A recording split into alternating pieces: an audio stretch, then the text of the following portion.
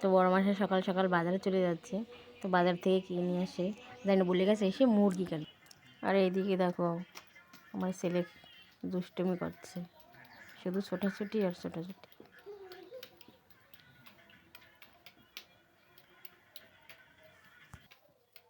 দেখো বাজার থেকে চলেও এসছে।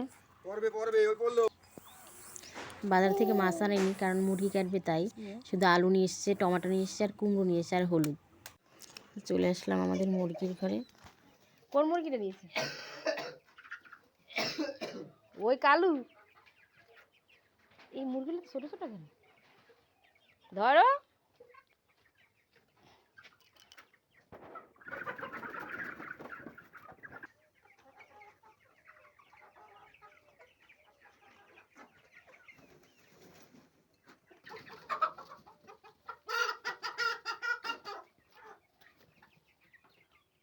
কত রয়ে যাবে?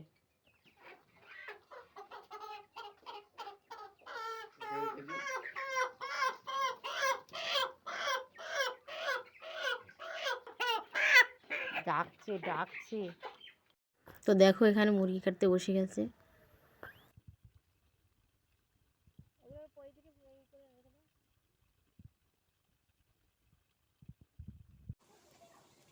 আজ তোর বাবা রান্না করবে, হ্যাঁ আমরা সবাই খাবো, ঠিক আছে?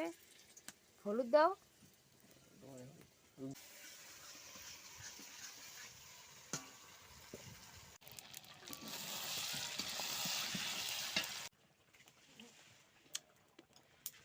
সবার খাওয়া শেষ, এখন আমি খেতে বসে গেছি।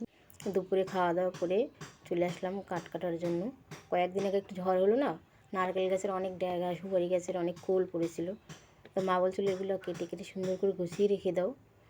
তো কী করবো, এগুলো সুন্দর করে কেটে কেটে গুছিয়ে রাখছি। তো কী আর বলবো, ভিডিওটা যদি ভালো লেগে থাকে তোমরা অবশ্যই লাইক কমেন্ট শেয়ার করে দিও, আর চ্যানেলটা অবশ্যই সাবস্ক্রাইব করে দিও।